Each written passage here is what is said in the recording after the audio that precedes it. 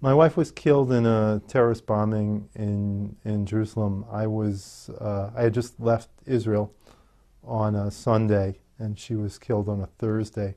She was supposed to come back from this program. It's a graduate studies program. She was supposed to come back on the next Monday morning. She was killed on Thursday, and there were phone calls all day long on the day of the bombing at the Sbarro pizza place. And finally, I was told that my wife was killed and she was identified, and I was to come to Israel immediately. And I was afraid to come because it was a very dangerous situation. There were all types of incidents. I used to read when we were in Israel. I was in Israel for 4 weeks. She was there for 6 weeks for the summer program. And I would read every day in the Jerusalem Post about incidents. Maybe there were 10 incidents, and family members told me there were 25 incidents every day. So it was a very tense situation when I was there, and I was actually afraid to come back to Israel. I told my rabbi that, Rabbi Benjamin Rotner, I asked him if he could come back to Israel with me for the funeral and for the beginning of Shiva, and I could sit in his house. I could sit Shiva in his house. So he agreed. And on the trip, he told me, he said, Shmuel, he said, there are going to be cameras, there's going to be the media, they're going to be waiting for you in Israel. And they're going to want to know what you have to say. So think about it. So the question is, if you know that all the major networks are waiting for you and they want to hear what you're going to say, what would you tell them? You have an opportunity to change the world. What would you tell them? But keep in mind that if you tell them the wrong thing, it'll never go anywhere. They'll never broadcast it. So I thought about what I wanted to tell them. And I wanted to tell them about truth. And that was what I felt this battle was about. It was a battle for truth. And my wife, her whole existence was about truth. And so that's how it started. And then I realized, I saw that at least for a very brief period of time, there was a lot of interest in what I was doing and what I was saying. And then I came back to America and I sat Shiva at my rabbi's house, and there were hundreds and hundreds of people that came to be Nechamah. And they all told me stories about my wife, about the impact that she had on children. And I never realized the importance of what she was doing. Here she was teaching little girls. And what I saw during that time was that she was changing their lives. She was showing them the kindness and building in them emunah and picking them up, making them into better people. And it was very special. And for me, I mean, the reason she married me was because we had similar goals in life. And our goals were to make the world a better place. And she did it in her way, teaching girls in school, and I did it in my way. I'd work with kids in my spare time. I was a big brother, a mentor, tutor, and that's why she married me. So after she was killed, I always had this desire to make the world a better place and just to carry on what the two of us were doing. So the question was how? What could I do? What could I do to make the world better? So I had a lot of ideas, and the people where I lived were very supportive. And we had a meeting, we got together, and we were discussing all the ideas that I had. And one woman said, you know how when you're waiting in line in the bank and you let somebody go in front of you? She said, that's what I think is important. So I said, like Kiddush Hashem. I said, yeah. And I asked everybody at the meeting, and they said, yeah. They thought that was a good idea. So I said, how about if we all write stories? If we all email each other stories about kindness that we've done or that we've witnessed, and that we send it out to all of our friends and relatives. How about if we do that? And everybody thought it was a great idea, so we started doing it. And now we have 5,000 people every day that tell stories of kindness. They submit stories from all over the world. And the point of this idea actually was to reach out to Jews who were very far away from Judaism, who had no connection at all. That was the whole point of this project. And sometimes I wonder, since we have so many people in Israel that are involved in this, sending in these stories and reading these stories, sometimes I really wonder, is it touching them at all? And then I look at some of the stories and I see about how people are saying something about Shabbat, but it's about using an ATM machine on Shabbat. And I realize that we are making an impact. I guess some words that I could offer is that I'm actually working on a book about people who overcome challenges in their life. And losing a loved one is certainly one of the greatest challenges that you can experience. But there's a certain commonality in these challenges, whether losing a loved one or losing a limb or having a stroke or, taking care of an elderly relative who's going through a difficult time. There's a certain commonality in the challenges we face in life. And there's certain things that you can do to help you to overcome these challenges. And one thing that's very important are acts of kindness. That doing acts of kindness can help you in many different ways. One way is that it could simply change your thoughts. You could be thinking all the time about memories, unpleasant memories, about your sadness. You could ruminate, you can get involved with that. Or you could think about positive things. You could think about how you're able to help somebody else. And I know some people will say, well, listen, I'm an old person, I'm very sick, how can I help somebody else?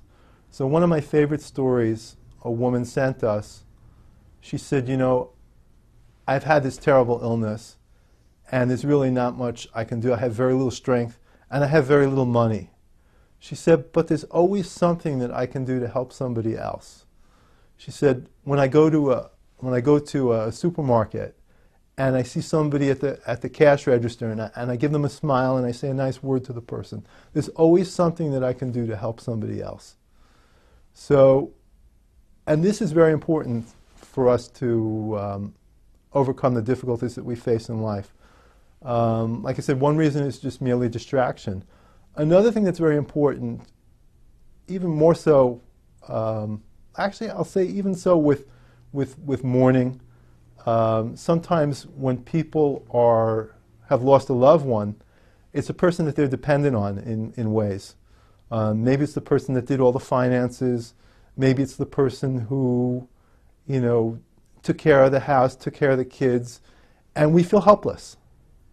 So it's very important for the person to feel that they're not helpless, that there's something that they can do that to help. Maybe they can't help themselves. Maybe they can't do what that person used to do for them, but at least they can do something. They're not helpless. So I think that's another important reason to do acts of kindness. Now, specifically about the emails that I started, what's really important to really change these negative feelings that you may have, the non-productive feelings, the sadness that you have, is to do something regularly, to regularly be reminded that Another thing that's also important is that there are good people in the world. So I'll give you an example. Around the time that my wife was killed, it's a very tense situation in Israel, and there were all kinds of tragedies all the time. And like I tell when I speak to groups, I tell them you would hear this noise on the radio. You'd be on the bus and you'd hear beep, beep, beep, and then I'd ask the audience what that meant, and usually they wouldn't know, especially the younger kids. But that noise, that's the noise that they used to make on the radio when the news would come on. So everybody would stop whatever they were doing, they would listen, because they knew something bad probably happened. And they knew that somebody got hurt, and maybe even worse. The question was not, was somebody hurt or worse? The question was, how close a friend was it? It wasn't a question if it was a friend. You knew it was a friend. You knew it was a relative. Just a question of how close a relative or how close a friend. It was a very tense situation. So at this time, this woman sent me an email and she said, I just heard about this horrible thing that happened on the radio, and I felt so horrible and I felt hopeless. And then I got that email and I said, look at that, there are good people in this world. I want to be one of them too. So the email gave her hope. So that's important also. Another thing that's crucial in overcoming the loss of a loved one is a belief in God, strengthening your emunah. And it's interesting, but there's actually a very simple way of doing that I found. And it's like this. I heard from the Rosh Yeshiva, the Yeshiva Gadol of Pesach, Reb Meir Stern. He says over from the Sefer Chinuch, and he actually quotes this all the time to the boys in the yeshiva, that a person can't believe in God unless he has a karas hatov. And particularly, the person needs to have a karas hatov to their parents. If you don't have a karas hatov to your parents, you can't believe in God. So the question is, how could you create a karas hatov? If you could possibly allow a person to have a karas hatov, then possibly you can get them to believe in God, or strengthen their belief in God, strengthen their emunah. So one way of doing that is reminding a person of the good in their life. So the way that I do that is through my emails. When I show people good in other people's lives, it reminds them of the good in their own life. Now, actually, it's very interesting. In the Shiva process, one of the things that in the halacha, when you come to be Menachem Avil, you're not to say a word to the person who's sitting Shiva. The person is just supposed to talk and talk. And when they address you, only when they address you are you allowed to talk with them. And from a psychological point of view, this is crucial for a person. The person who's sitting Shiva needs to be able to express themselves. They need to be able to talk as much as they need to talk. And they don't need somebody to help them. They need to talk, and just let them talk. Let them say whatever they need to say, and accept them for what they're saying. Don't argue with them. Don't question them. Just let them talk. And that's a very important process in the healing. And it's certainly why that's the halacha. Now, and in dealing with it's not only dealing with loss of a loved one, but it's any type of challenge. Any type of challenge, the need to talk is crucial. Now, why is that? Because what's happened is a person's life has turned upside down. And what used to be no longer exists. And they have to rethink. They have to rethink what their goals in life are sometimes, and how they're going to cope. Because the way they used to cope may not be the way they'll be able to cope in the future. Because the person who they love so much was able to contribute to their life in a certain way, and maybe they can't get that anymore. And they'll have to cope in a different way. So it's so important to allow the person to talk. And what's also important, what I found myself, was all these people telling all these amazing things about my wife. I think if you could tell beautiful stories about the departed, it makes it so much easier for the first of all, the person sitting Shiva, it makes it easier for them. And then they could just add on to what you've said. So often you go to somebody sitting Shiva and they ask, how did they die? What kind of question is that?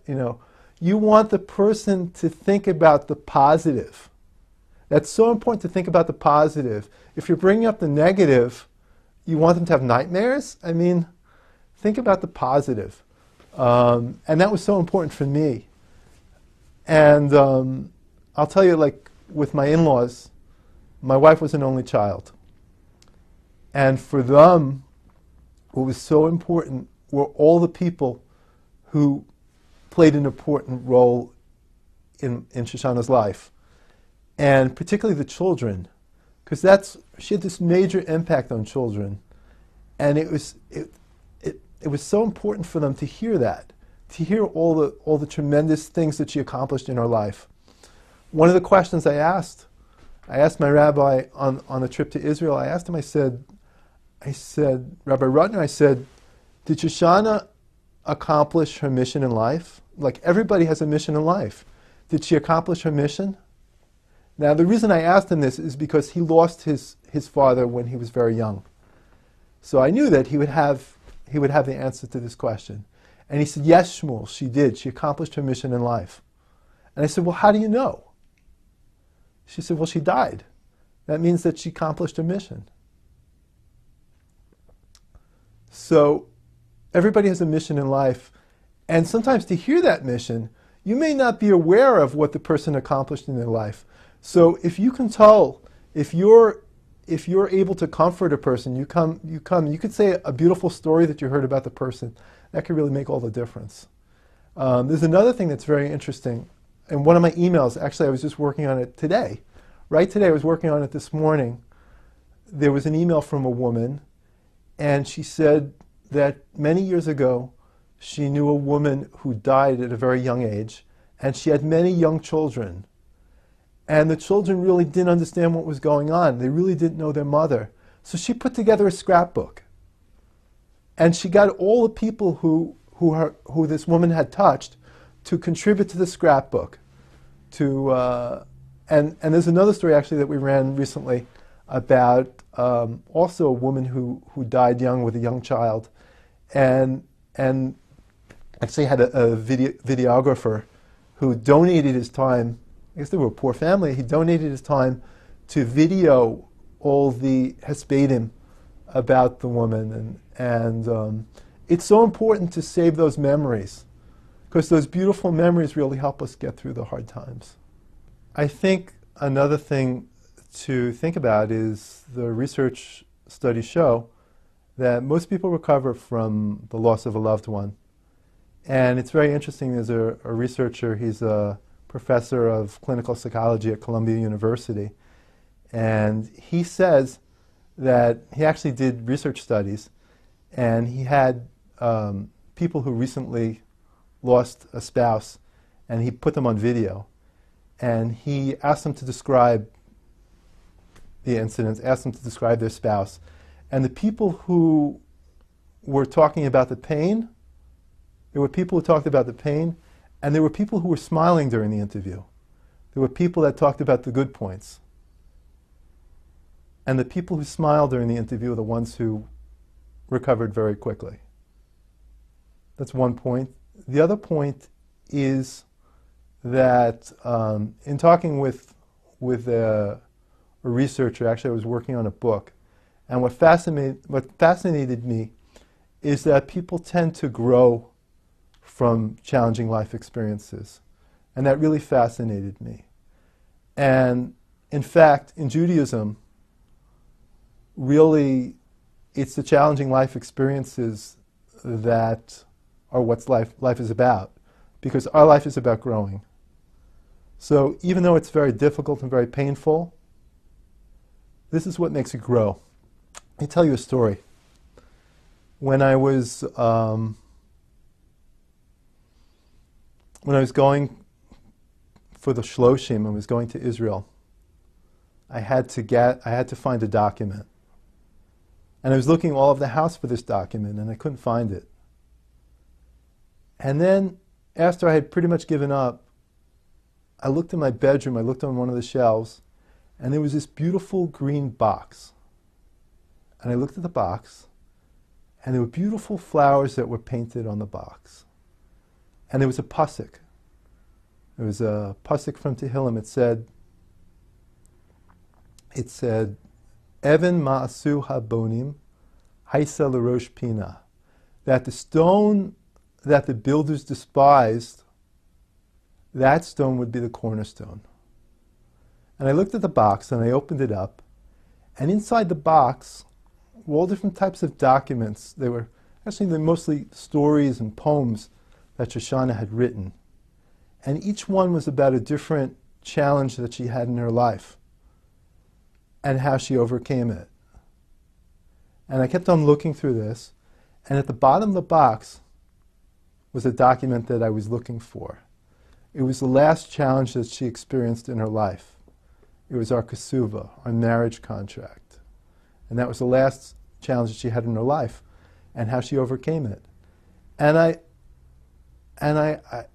wondered, like, what was this box all about? Like, so I asked her friend, her closest friend, what it was about. So she said, Shmuel, she said that most people when they have difficulties in their life, it's like a rock in their path.